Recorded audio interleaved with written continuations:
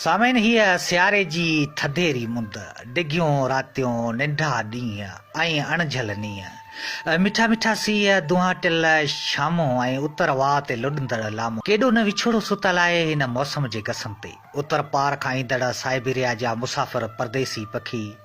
कींझर जे कपनि ते लथा आहिनि उतर जूं होॾी हवाऊं ऐं सुर सामूंडी जूं सदाऊं दिलि जे दगनि ते विचड़ण लॻियूं आहिनि के नैण रुलिया आहिनि त के दर्द बि खुलिया आहिनि हथ जे लकीरनि में ज़िंदगी ॻोल्हण जूं हेराक नज़रूं